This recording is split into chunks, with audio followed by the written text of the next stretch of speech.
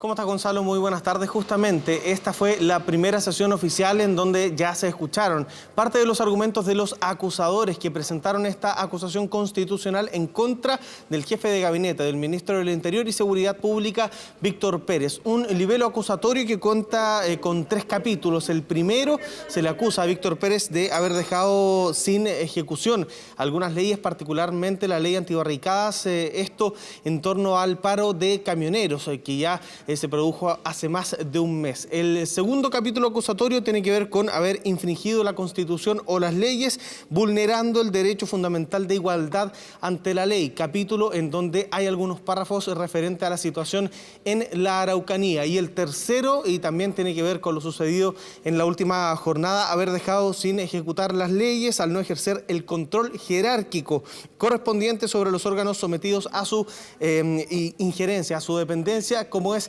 Carabineros de Chile. Particularmente allí se le exige alguna explicación al ministro del Interior por lo sucedido en el Puente Pío IX y en las últimas manifestaciones que ha tenido, por cierto, en nuestro país. Una comisión en donde se entregaron los argumentos de parte de los acusadores. Uno de ellos es Gabriel Asensio, de la Democracia Cristiana, quien presentó esta acusación de manera formal. Pasamos a revisar sus palabras.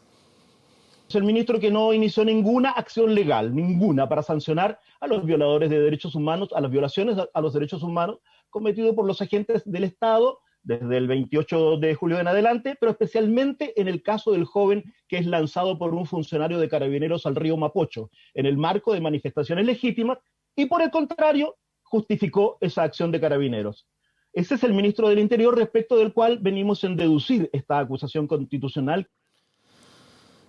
Gabriel Asensio, como uno de los acusadores, también en uno de los capítulos, el referente al paro de los camioneros, citó una intervención que tuvo el entonces senador Víctor Pérez Varela en la sesión de la Sala del Senado cuando se discutía la ley antibarricadas, citando precisamente ese discurso, haciendo alusión a que el hoy ministro del Interior había dicho que esta ley debía aplicarse a quienes cruzaran camiones en las calles o en las carreteras, y por lo mismo dice posteriormente no se condice su accionar, donde no se invocó ninguna de estas normativas legales vigentes para perseguir a quienes, algunos camioneros que pusieron camiones en las vías y cortaron algunas rutas, incluso, dicen los acusadores, desabasteciendo algunas de las regiones. Y por lo mismo, además, se está analizando la posibilidad de invitar a ministros sectoriales para que den cuenta de la situación ocurrida hace ya más de un mes. El ministro de Economía, el ministro de Agricultura, la ministra de Transporte y, por cierto, el ministro de Salud. Hubo también la invitación a algunos técnicos, abogados constitucionalistas que dieron cuenta de una defensa al ministro del Interior, incluso recordando que esta ley, la ley antibarricadas o la ley de seguridad interior del Estado, no fue invocada en el año 2015 por la expresidenta Michelle Bachelet. Pasamos a revisar esas palabras.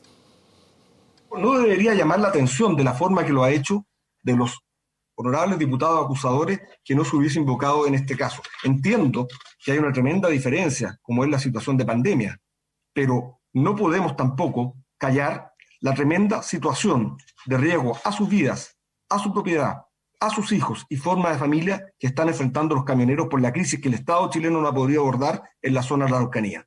No digo que justifique ninguna acción violenta, sin embargo son circunstancias que también tienen que tenerse a la vista.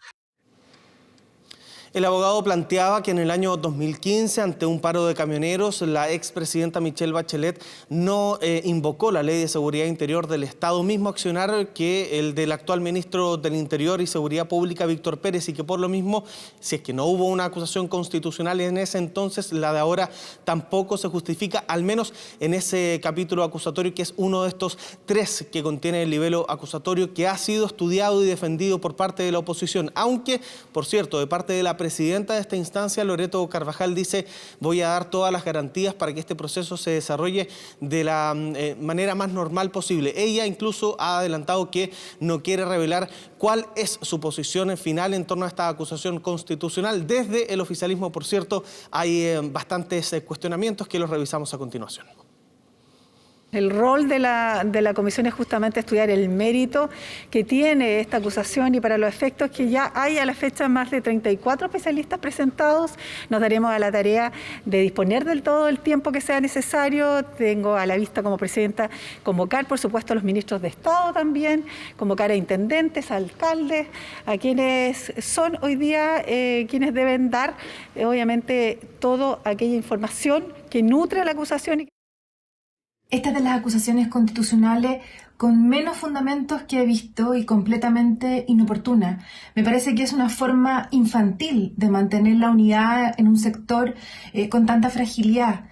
Y la verdad es que creo que no tienen ni los votos ni la convicción de los diputados serios de la izquierda democrática. Gonzalo, durante esta semana la comisión determinó sesionar de manera telemática, recibiendo a algunos expertos, y ya la próxima semana, podríamos decir, vienen los invitados más políticos, algunos ministros de Estado, y se espera incluso la comparecencia de la fiscal Jimena Young para dar cuenta de la situación del puente Pío IX, uno de los aspectos que está contenido en esta acusación constitucional en contra del ministro del Interior y Seguridad Pública, Víctor Pérez. Kevin, muchas gracias por el informe. Muy buenas tardes. Buenas tardes.